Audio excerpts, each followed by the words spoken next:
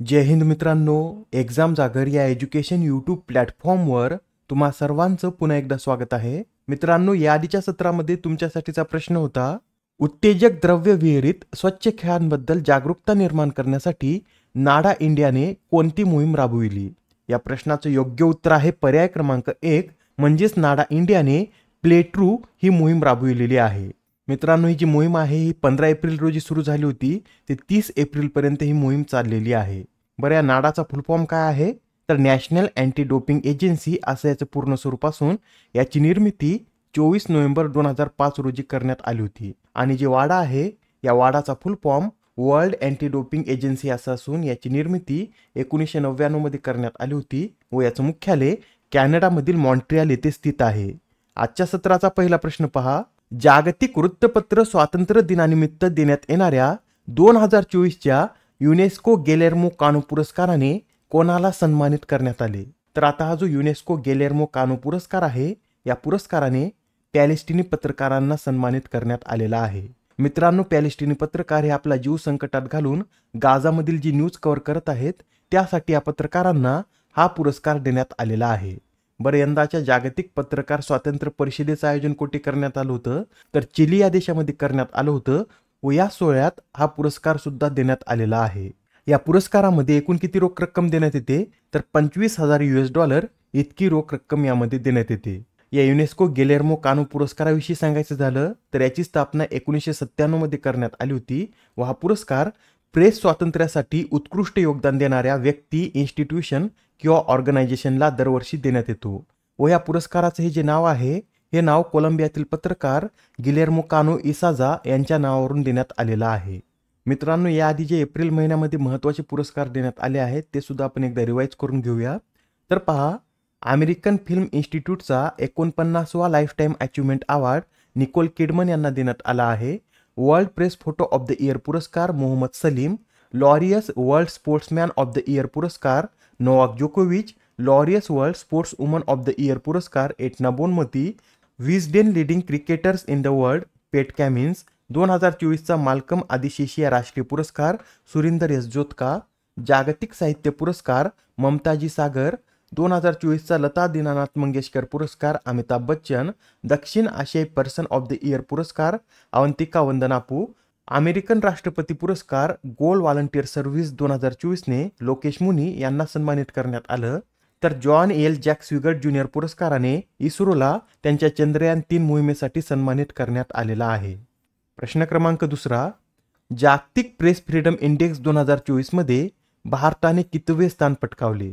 तर आता हा जो जागतिक प्रेस फ्रीडम इंडेक्स आहे यात भारताने एकूण 180 देशामध्ये 159वे स्थान पटकावलेलं आहे. मित्रांनो, मागच्या वर्षी म्हणजे 2023 मध्ये भारत या रँकिंगमध्ये 161व्या स्थानावर होता व यात प्रगती करत आता भारत 159व्या स्थानावर आलेला आहे. बरं, या जागतिक प्रेस फ्रीडम इंडेक्समध्ये प्रथम स्थान कोणी पटकावले? तर नॉर्वे या देशाने यामध्ये प्रथम स्थान पटकावलेलं आहे. दुसऱ्या क्रमांकावर डेन्मार्क आहे, तिसऱ्यावर स्वीडन, चौथ्यावर नेदरलँड, तर 5वा क्रमांक हा फिनलँड या देशानं पटकावला आहे. बरं, यामध्ये 180व्या स्थानावर कोणता देश आहे?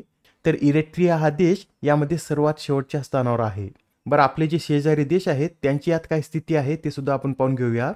तर पहा, नेपाळ यामध्ये 74व्या क्रमांकावर आहे, भूतान 147व्या, चीन 172, बांगलादेश 165, श्रीलंका 150, तर पाकिस्तान हा यामध्ये 152व्या क्रमांकावर आहे. म्हणजे भारताच्या शेजारी राष्ट्रामध्ये फक्त चीन आणि बांगलादेश या 2 देशाचीच कामगिरी ही भारतापेक्षा वाईट आहे. प्रश्न क्रमांक 3. नुकत्याच पार पडलेल्या थॉमस कप 2024 चे विजेतेपद कोणत्या देशानं पटकावले? तर आता हा जो थॉमस कप आहे याचं विजेतेपद चीन या देशानं पटकावलेलं आहे. आणि मित्रांनो, चीनने अंतिम सामन्यात इंडोनेशिया या देशाला हरवून 11व्यांदा या स्पर्धेचं विजेतेपद पटकावलेलं आहे. थॉमस कप विषयी एक्झाममध्ये बऱ्याच वेळा असा प्रश्न विचारण्यात येतो की थॉमस कप हा कोणत्या खेळाशी संबंधित आहे? तर लक्षात ठेवा, थॉमस कप हा बॅडमिंटन या खेळाशी संबंधित असून यामध्ये फक्त पुरुष खेळाडूच असतात. यंदाची याची कितवी आवृत्ती होती? तर यंदा या थॉमस कपची ही 33वी आवृत्ती होती व याचं आयोजन 27 एप्रिल ते 5 मे दरम्यान चीनच्या चेंगडू शहरामध्ये करण्यात आलं होतं. बरं, थॉमस कप हा दरवर्षी आयोजित करण्यात येतो का? तर थॉमस कप हा दरवर्षी आयोजित करण्यात येत नसून दर 2 वर्षांनी याचं आयोजन केलं जातं. म्हणजे याच्या आधी 2022 मध्ये या स्पर्धेचं आयोजन करण्यात आलं होतं व तेव्हा भारताने या स्पर्धेचं विजेतेपद पटकावलेलं आहे व भारताने प्रथमच 2022 मध्ये ही स्पर्धा जिंकली होती. बरं, थॉमस कप स्पर्धेतील सर्वात यशस्वी देश कोणता आहे? तर इंडोनेशिया हा थॉमस कप स्पर्धेतील सर्वात यशस्वी देश आहे. इंडोनेशियाने आतापर्यंत ही स्पर्धा 15 वेळा जिंकलेली आहे. बरं, हा थॉमस कप पुरुषांसाठी झाला. महिलांसाठी कोणती स्पर्धा आयोजित करण्यात येते? तर महिलांसाठी उबेर कप आयोजित केला जातो व याचं आयोजन सुद्धा थॉमस कपाबरोबर चीनमध्येच करण्यात आलं होतं व ही याची 30वी आवृत्ती होती व या स्पर्धेचं विजेतेपद सुद्धा चीनच्याच महिला संघाने पटकावलेलं आहे. चीनच्या महिला संघाने यात इंडोनेशियाला हरवून 16व्यांदा ही स्पर्धा जिंकलेली आहे व उबेर कप जिंकणारा चीन हा सर्वात यशस्वी संघ आहे. अत्यंत महत्त्वाची स्पर्धा आहे. यातील हे सर्व पॉईंट नोट करून घ्या. एक्झाममध्ये निश्चितच यावर आपल्याला एक प्रश्न पाहण्यास मिळेल. नेक्स्ट क्वेश्चन पहा. भारताने लेखापरीक्षणाच्या क्षेत्रात सहकार्य आणि आदानप्रदान वाढवण्यासाठी कोणत्या देशासोबत सामंजस्य करार केला आहे?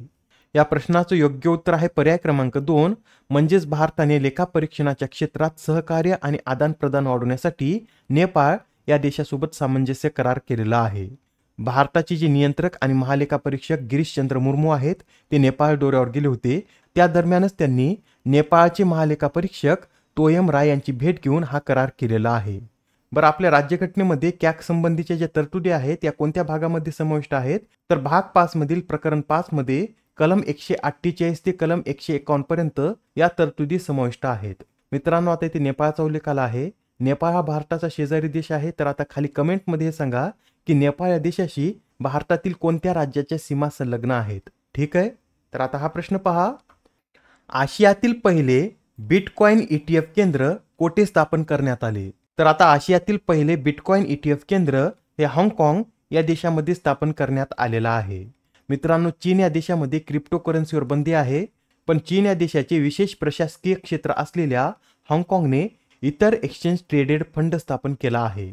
अत्यंत महत्त्वाचा प्रश्न आहे, लक्षात ठेवा. आशियातील पहिले बिटकॉइन ETF केंद्र हे हाँगकाँगमध्ये स्थापन करण्यात आलं आहे. प्रश्न क्रमांक 6. वस्तू आणि सेवा कर अपीलीय न्यायाधिकरणाच्या अध्यक्षपदी कोणाची नियुक्ती करण्यात आली? तर आता वस्तू आणि सेवा कर अपीलीय न्यायाधिकरणाच्या अध्यक्षपदी संजय कुमार मिश्रा यांची नियुक्ती करण्यात आलेली आहे. मित्रांनो, संजय कुमार मिश्रा हे पुढील 4 वर्षासाठी किंवा वयाच्या 70 वर्षापर्यंत या पदावर कार्य करतील. बरं, जे वस्तू आणि सेवा कर अपीलीय न्यायाधिकरण आहे हे काय करतं? तर हे केंद्र आणि राज्यांमधील GST विषयीचे विवाद हाताळण्याचं कार्य करतं. मित्रांनो, भारतामध्ये वस्तू आणि सेवा कर कधीपासून लागू करण्यात आला? तर 1 जुलै 2017 पासून भारतात वस्तू आणि सेवा कर लागू करण्यात आलेला आहे व हा जो कर आहे हा एक अप्रत्यक्ष कर आहे. याचबरोबर याआधी सुद्धा काही महत्त्वपूर्ण नियुक्त्या करण्यात आल्या आहेत, त्या सुद्धा आपण एकदा रिवाइज करून घेऊया. तर पहा, रेसलिंग फेडरेशन ऑफ इंडियाच्या ॲथलीट्स कमिशनचे अध्यक्ष हे नरसिंग यादव बनले आहेत. राष्ट्रीय सुरक्षा गार्डचे महासंचालक नलिन प्रभात, नवे नौदल प्रमुख दिनेश कुमार त्रिपाठी, अलीगड मुस्लिम विद्यापीठाच्या पहिल्या महिला कुलगुरू professor Naima Khatoon, association of Indian युनिव्हर्सिटीचे नवे अध्यक्ष प्रोफेसर विनय कुमार पाठक, भारतीय ऑलिम्पिक समितीचे अध्यक्ष देवेंद्र झाझरिया, प्रसार भारतीचे अध्यक्ष नवनीत कुमार सहगल, तर भारतीय लोकपालचे अध्यक्ष हे अजय खानविलकर बनले आहेत. मित्रांनो, आपण जे रिव्हिजन करतो ते सुद्धा लक्षपूर्वक ऐकत जा, कारण एक्झाममध्ये यावरच प्रश्न विचारण्यात येतात व त्यावेळेस रिव्हिजनमुळे तुमचा तेथे 1 मार्क फिक्स असेल. प्रश्न क्रमांक 7. जेरेमिया मानेले हे कोणत्या देशाचे पंतप्रधान बनले आहेत? या प्रश्नाचं योग्य उत्तर आहे पर्याय क्रमांक 4, म्हणजे जेरेमिया मानेले हे सॉलोमन बेटाचे पंतप्रधान बनलेले आहेत. मित्रांनो, जे सॉलोमन बेटाची संसद आहे यामध्ये एकूण 50 सदस्य असतात व या 50 सदस्यांपैकी 31 सदस्यांचा पाठिंबा मिळवत जेरेमिया मानेले हे सॉलोमन बेटाचे नवीन पंतप्रधान बनले आहेत. आता हा प्रश्न पहा. BWF world junior badminton championship 2025 चे आयोजन भारतातील कोणत्या शहरात करण्यात येणार आहे? तर आता या BWF world junior badminton championship 2025चं आयोजन भारतामधील गुवाहाटी या शहरामध्ये करण्यात येणार आहे. मित्रांनो, 2008 नंतर प्रथमच जागतिक ज्युनियर चॅम्पियनशिपचं आयोजन भारतामध्ये होत आहे. यापूर्वी 2008 मध्ये जागतिक ज्युनियर चॅम्पियनशिपचं आयोजन हे पुण्यामध्ये करण्यात आलं होतं व त्यानंतर आता 2025 मध्ये याचं आयोजन गुवाहाटी या शहरामध्ये करण्यात येणार आहे. आजच्या सत्रामधील शेवटचा प्रश्न पहा. दरवर्षी जागतिक ॲथलेटिक्स दिन कधी साजरा केला जातो? तर आता हा जो जागतिक ॲथलेटिक्स दिन आहे हा दरवर्षी 7 मे रोजी साजरा केला जातो. हा दिवस प्रथम कधी साजरा करण्यात आला होता तर 1996 मध्ये हा दिवस पहिल्यांदा साजरा करण्यात आला होता. आजच्या सत्रामधील तुमच्यासाठीचा प्रश्न पहा. युनिसेफ करता भारताची राष्ट्रीय राजदूत म्हणून कोणाची नियुक्ती करण्यात आली? आता या प्रश्नाचं उत्तर कमेंटमध्ये देण्याचा प्रयत्न करा. उत्तर चुकलं तरी काय हरकत नाही, कारण ज्यावेळेस तुम्हाला या प्रश्नाचं योग्य उत्तर माहित होतं त्यावेळेस हा प्रश्न तुमच्या दीर्घकाळापर्यंत लक्षात राहतो. तर आता पुढच्या सत्रामध्ये पुन्हा भेटूया. धन्यवाद.